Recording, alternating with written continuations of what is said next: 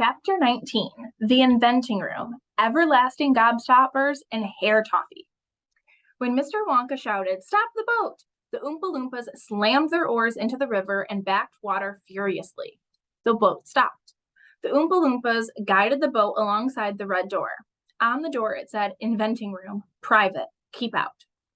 Mr. Wonka took a key from his pocket, leaned over the side of the boat, and put the key in the keyhole. "This is the most important room in the entire factory," he said. "All of my most secret new inventions are cooking and simmering in here." Old Fickelgruber would give his front teeth to be allowed inside just for 3 minutes. So would Prodnose and Slugworth and all the other rotten chocolate makers.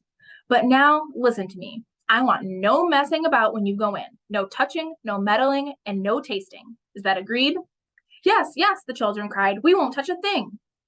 "Up to now," Mr.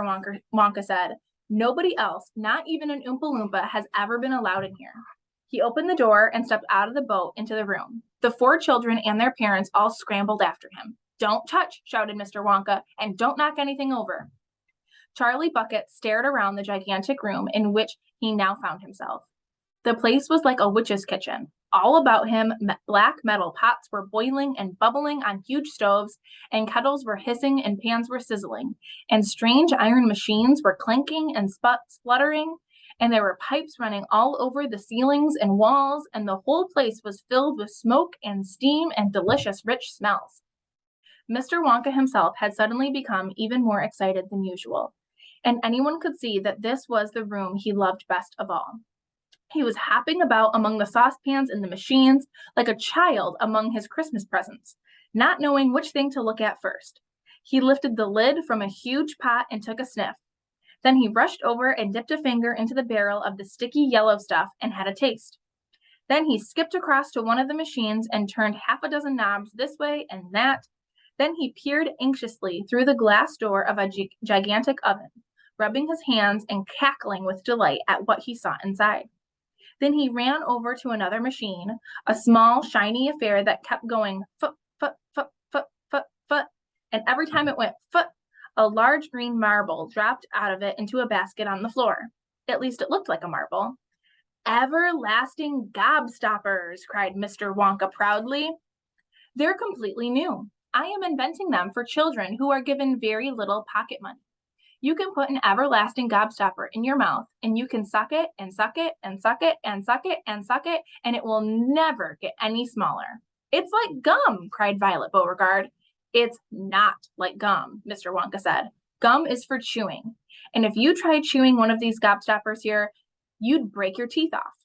But they taste terrific, and they change color once a week, and they never get any smaller. They never disappear. Never. At least I don't think they do. There's one of them being tested this very moment in the tasting room next door. An Oompa Loompa is sucking it. He has been sucking it for very nearly a year now without stopping, and it's still just as good as ever.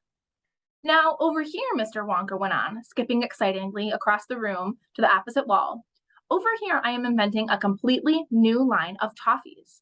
He stopped beside a large saucepan. The saucepan was full of thick, gooey, purplish treacle, boiling and bubbling.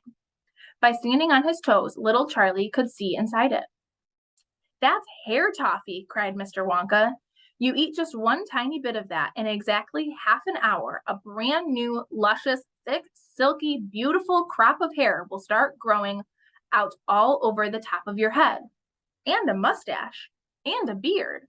"A beard!" cried Veruca Salt. "Who wants a beard, for heaven's sake?" "It will suit you very well," said Mr. Wonka, "but unfortunately the mixture is not quite right. I've got it too strong. It works too well. I tried it on an Oompa Loompa yesterday in the tasting room, and immediately a huge beard started shooting out of his chin, and the beard grew so fast that it was trailing all over the floor in a thick, hairy carpet. It was growing faster than we could cut it. In the end, we had to use a lawnmower to keep it in check. But I'll get the mixture right soon.